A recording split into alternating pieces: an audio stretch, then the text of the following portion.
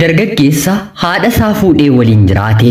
Oduun kun kan dhaga'ame kibba Afrikaa Zaambiyaa biyya jedhamtu keessatti.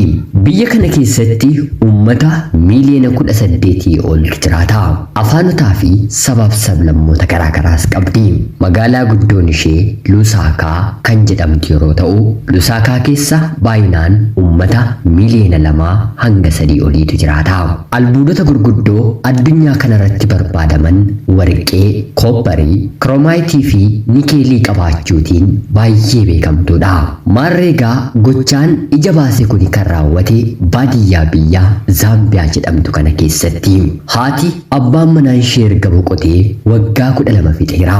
Ilmi haadha isaa fuudhe kun immoo abbaan isaa yeroo du'u umriin isaa waggaa 11 jechuun waggaa 12 booda umrii waggaa 23tti haadha isaa fuudhe. Haati isaa kun maqaan ishee Miiberekoo jedhamti. Umriidhaanis waggaa 40. Maqaan ilma ishee fuudhe immoo Feereeyi Miiberekoo jedhama. Ilma dhaatii haadha isaa waliin waggaa meeqa jiraate jedhamee hin gaafatamu. Haati yuunivarsiitii galchitee barsiistee eebbifamee hojii argatee as deebi'ee haadha isaa waliin jiraachuu jalqabe. Jiraachuu kan hin jedhu kuni kana naafisin jiraachaa guddanne kana miti. Jiraachuu gara biraati. Akka haadha manaaf abbaa manaatti waliin jechuudha. Ilmii fi haati waliin ciisu. Jechaafuu dubbachuun baay'ee ulfaataadha mitiire. Haa ta'uutii garuu haadhaaf ilma kana gidduutti gochaan kun raawwate. Namni takka lama dogongore jedhee gaabbaa umrii isaa guutuu jiraata. Haa ta'uutii garuu haadhaaf ilma isaanii kanatti gochaan kun baay'ee tole. Ilmis haadha isaatiin jaalalaan jaallate. Haatis ilma isheetiin jaalalaan jaallatte. Ilmi yeroo manaa gadi ba'u haati inaafuu eegalte. Haati yeroo manaa gadi baatu ilmi inaafuu jalqabe. Gaaffii eenyu waliin maal hojjechaa oolte kan jedhu wal gaggaafachuu jalqabanii. Haadhaaf ilmi haadha manaaf abbaa manaa waliif ta'anii. Kanaan haati ilma isheef ni ulfoofti. Ilmis ulfa kanatti baay'ee gammade. Haadha isaarraa ilma dhalatuuf ilmi dursee yeroo dhalatu abbaa yeroo ta'uuf egaan maal jedhame waamama? Jechas hiikas maqaas hin qabu mitiire. Maarree ilmi ulfaa'oo haadhaan baay'ee isa gammachiise. Haadha isaatiin anaafsi abbaa manaaf haadha manaa ta'uu keenya gandi keenyi uummanni biyya keenyaa beekuu qaba jedhee haadha isaa yookiin immoo haadha manaa isaa mariisisee gara ganda dhimmi kun ilaallatutti imala isaa taasise. Akkuma gaheenis itti gaafatamaan ganda sanaa doomi wayirra siyaa buusu amma dafii fuuldura kootii badi. Gochaan akkanaa kana duratti ganda kanatti ta'ee hin beeku. Utuu nani aangoorra jirus ganda kanatti ta'uu hin danda'u. Seeraan isin hin qabsiisaa jedhee itti gaafatamaan ganda sanaa dargaggeessa kanatti dubbata. Dargaggeessi kun kan ganda kanatti hin dubbadhe ni gahaa otoo hin jedhiin gara aanaatti ol darbe.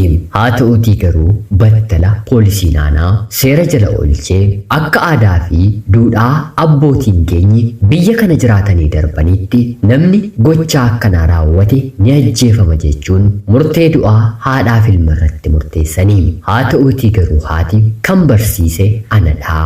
Erga abbaan isaanii du'ee bu'aa bayii hedduu kan itti baasaa ture anaa kanan dafqa kootti dhangalaasee guddise kun immoo dubartii kamiifuu ta'uu hin qabu kanuma kooti. Innis yeroon dhukkubsadhu ana haadha isaa fi haadha manaa isaatti baasii gurguddaa narratti baaseera. Gochaan kun gonkumaa nurratti ta'uu hin qabu. Jaallannee fedhii keenyaan malee eenyuyyuu qaamni kamuu nu dirqisiisee miti. Nuti haadha manaaf abbaa manaadha. Waan barbaanne gochuun immoo biyya dimokiraasii taate keessatti mirga keenyadha. Seerri kun kanaan booddee anaaf abbaa manaa koo irrattis ta'e eenyuma irrattiyyuu nama biyya kana keessa jiraatu irratti murtaa'uu hin qabu jettee hanga qaama olaanaa iyyattee ajjechaa ishee fi ilma isheerra dhaqqabuuf ga'ee ture irraa of baraarte. Sanaan booddee manni murtii bitaa fi mirga ilaaluun akka haadha manaaf abbaa manaatti haatiif ilmi gonkumaa biyya kana keessatti waliin jiraachuu hin dandeessanii. Kana yoo ta'e umurii guutuu isinirratti murtaa'ee mana adabaatti haftu jedhee itti murteessee gadhiise. Sanaan booddee ture waggaa 3 akka haadha manaaf abbaa manaatti ilmiif haati erga waliin jiraatanii booda daa'ima waggaa 1 godhatanii walirraatii seeraan gargar bahanii. Seerri walirraa isaan gargar baasus ifaaf ifatti akka duriitti mallattoo haadha manaaf abbaa manaa waliin argisiisuu baatanis ammayyuu garuu haatii fi ilmi kun waliin jiraachaa jiru. Haadhaan ijoolleen ishee hafan ati haadha keenya miti abbaa keenya waliin si awwaalleerraa jedhanii jibbaniirraa fagaatanii. Obboleessa isaaniitiinis ati nama badaa haadha kee waliin ciisuu garaa godhatte seexana ilbiisa waan taateef akka dhala namaatti sin lakkoofnuun maqaa abbaa keenyaanis hin waamamtu jedhanii seeraan himatanii abbaan manaan yookiin immoo ilmi maqaa abbaa isaa kan dhalcheen otoo hin taane maqaa haadha isaatiin waamamaa. Addunyaa kanarratti kan nuti hin dhageenye gurri keenyi bira hin geenye malee wanta hin raawwatamne tokkoyyuu hin jiru. Safuu gochaa seexanaa akkanarraa Waaqayyo biyya keenya lammii keenya haa eegu. Obboleessi obboleettii isaa yeroo fuudhu, obboleettiin obboleessa isheetti yeroo heerumtu, har'ammoo kunoo haati ilma isheetti yeroo heerumtu seenaa baay'ee nama rifachiisu dhageenyeerra. Egaan addunyaa sodaachistu gochaawwan akkanaan guutamte keessatti sammuu ofii bilisa godhanii jiraachuun akkamitti danda'ama? Deebii keessan komentii jalatti naaf qodaa. Meetarii immoo miidiyaatu hin dhageenye ta'a malee biyya keenyatti iyyuu gochaan akkanaa raawwachuu ni danda'a.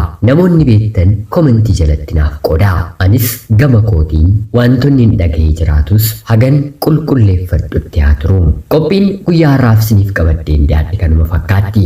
Laayik, sheerii fi sabskiraayib gochuun Oromiyaa 24 akka deeggartan kabajaan isin gaafachaa. Guyyaa har'aas ta'e guyyaa biroo sharafni maallaqaa reyaala, dirhaama, yuuroo fi doolaaraa meeqaan akka oole beekuu yoo barbaaddan kishiniin ajaa'ibaa jijjiirraa maallaqaa kanaa guyyaa guyyaatiin isinitti himu. Reyaa keessan otoo hin gaafatiin beekuu kan dandeessan yeroo maallaqni kun ol ka'u gara maatii keessanitti akka ergattaniif isin gargaaru. Linkiin appilikeeshinii kanaa komentii viidiyoo kanaa kan jalqabaa jala jira.